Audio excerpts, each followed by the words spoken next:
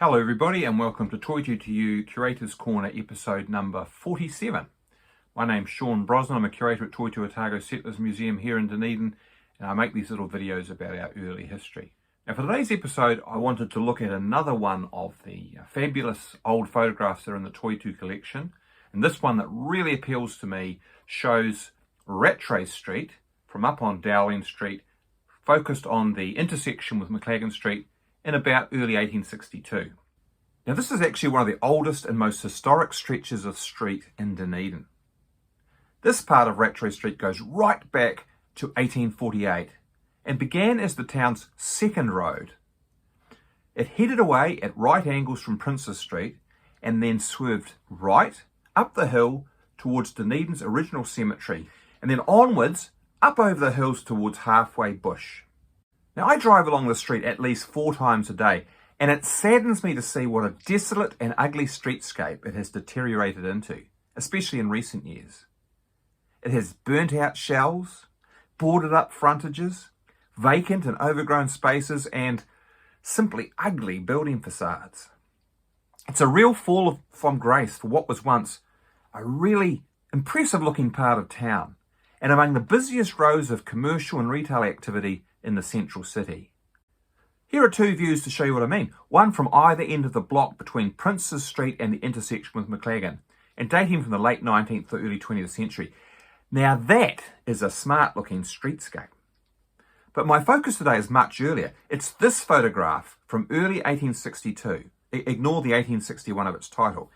It was probably taken by the pioneer photographer William Malluish, though here it has the initials of Frank Coxhead marked on it. A common practice where later photographers bought up the glass plates of previous photographic businesses and then resold them under their own branding. There's so much of interest within the scene, I'm going to struggle to do it justice in the next few minutes. Let's start with the muddy streets. Just imagine what they would have been like to walk or ride or drive a cart along when it got wet. No wonder Dunedin was known to the pioneers as Mud Eden. Now look at the hotel on the corner at right. And note the casual spelling of its name, Shakespeare, without the E in the middle.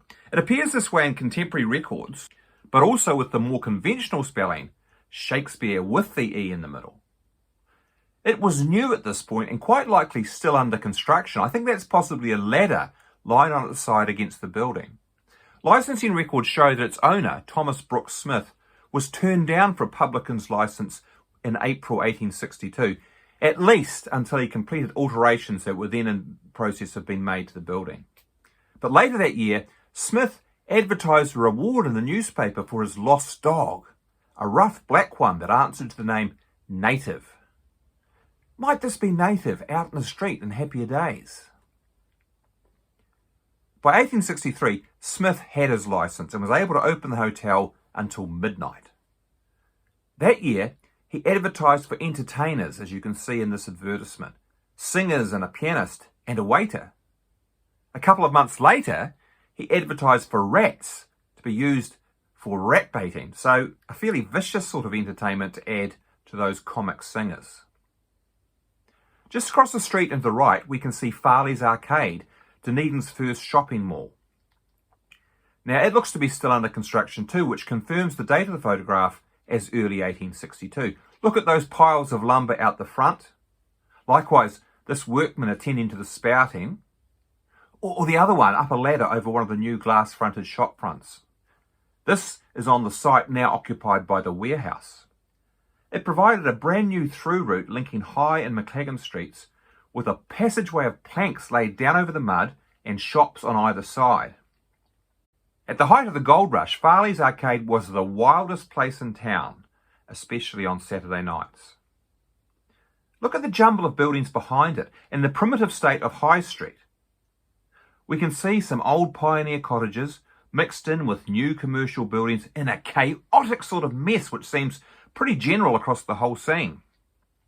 So no city council yet to regulate building. Moving our gaze upwards, I think we can see Hillside, the late Captain Cargill's house, over to the far right. But then look over the emptiness of the whole South Dunedin flat to the sand dunes of the ocean beach on the far horizon. At the top centre, we can see the old manse building from 1848, subject of episode 2 of this series, but now hemmed in and dwarfed by all the new commercial buildings going up along Princes Street. Look at the big one at right with signage for Jones and Birdwood's Horse Bazaar. Now, supposedly this was in Stafford Street, though I'm struggling to orientate myself to put it in that position from this angle. But my favourite part of this view is here in the foreground.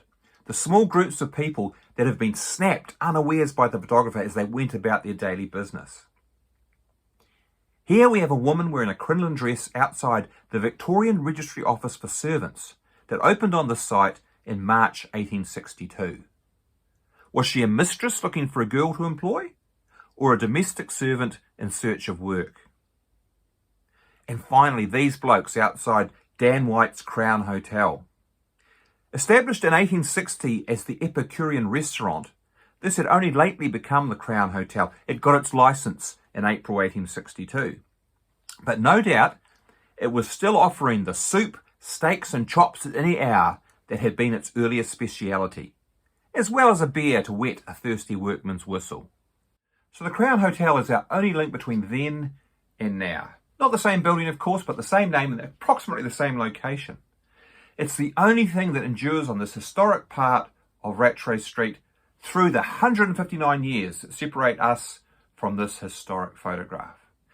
So let's hope that it endures a bit longer, enough time to see this grand old street rehabilitated and get back to something of its former glory.